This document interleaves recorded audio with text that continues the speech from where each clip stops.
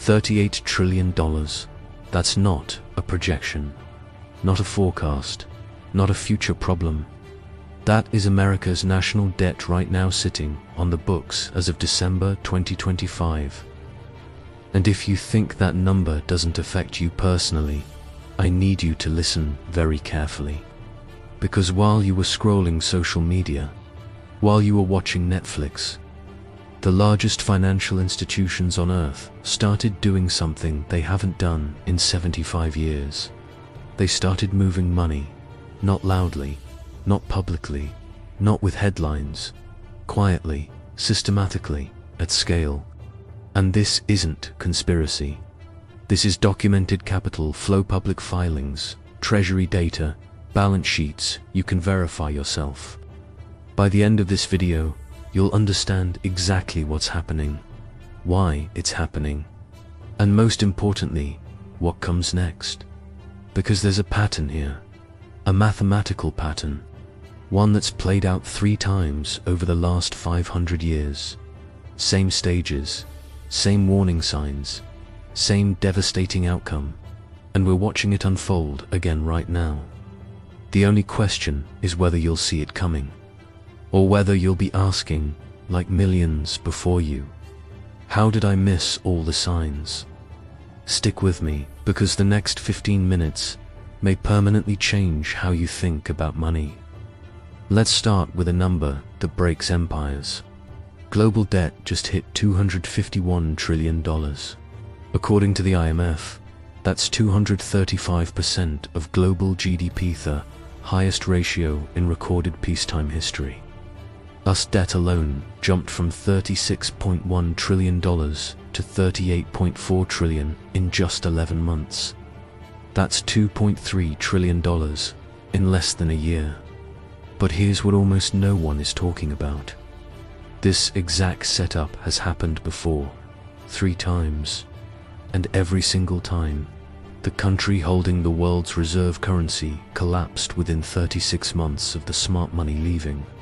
Not similar collapses, identical ones, because the pattern isn't political, it isn't ideological, it's mathematical, and once it reaches a certain point, it becomes unstoppable.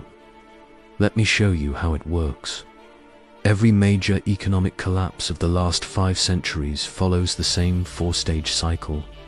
Stage 1 is ascension. A nation becomes the center of global finance. Capital floods in. Its currency becomes the standard for trade. Markets boom, banks expand, innovation accelerates. Confidence is absolute. This phase usually lasts 50 to 80 years. Then comes stage 2, overextension. Success breeds arrogance. Governments start spending beyond their means. Wars, foreign interventions, massive domestic programs, all funded by debt.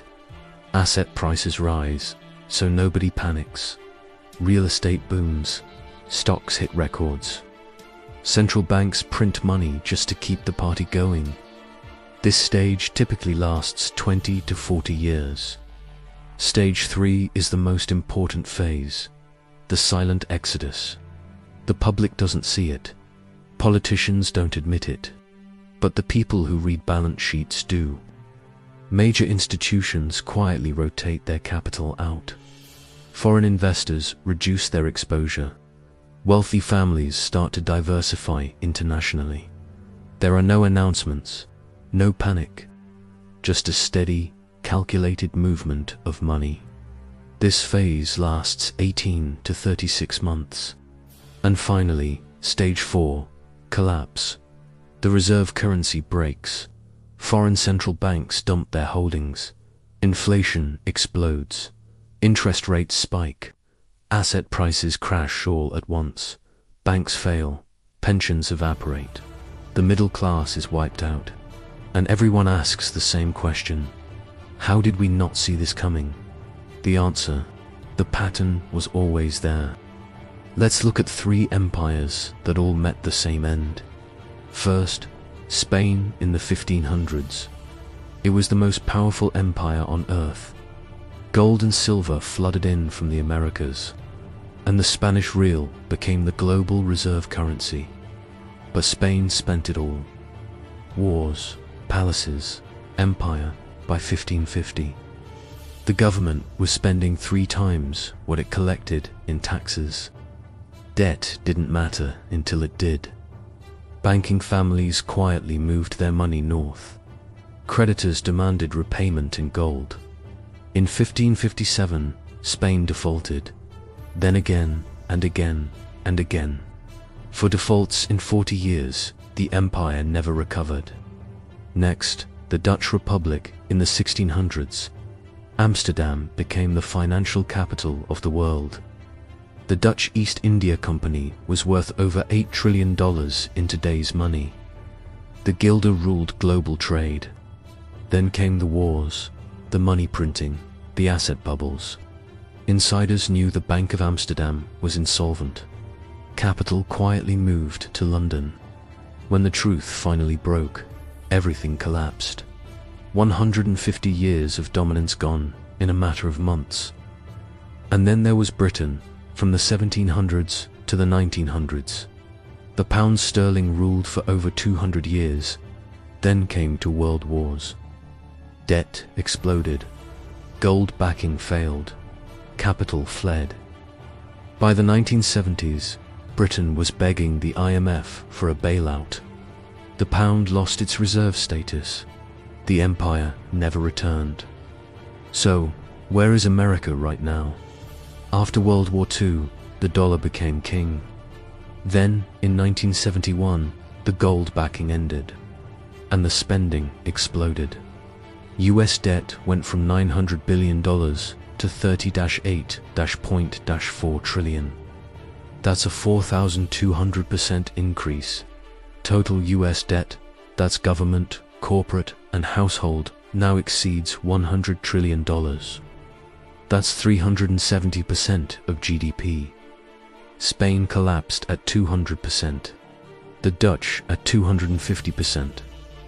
Britain lost its reserve status at 130%. America is at 370%. And now, foreign central banks are selling. China, Japan, Saudi Arabia, Europe.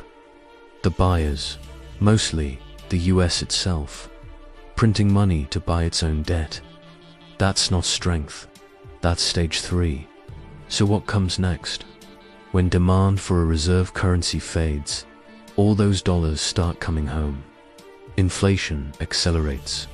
The Fed faces an impossible choice: raise interest rates and implode the debt, or print more money and destroy the currency. Either way, asset prices fall, banks fail, pensions break. This isn't an opinion. This is history. This video isn't about creating fear. It's about preparation. If most of your wealth is in dollar-denominated assets, you are exposed. It's time to think about diversifying, reducing debt, increasing liquidity, building skills, because empires fall. But the people who see the pattern early can survive and, sometimes even thrive. The pattern doesn't care if you believe in it. It unfolds anyway. Drop a comment below.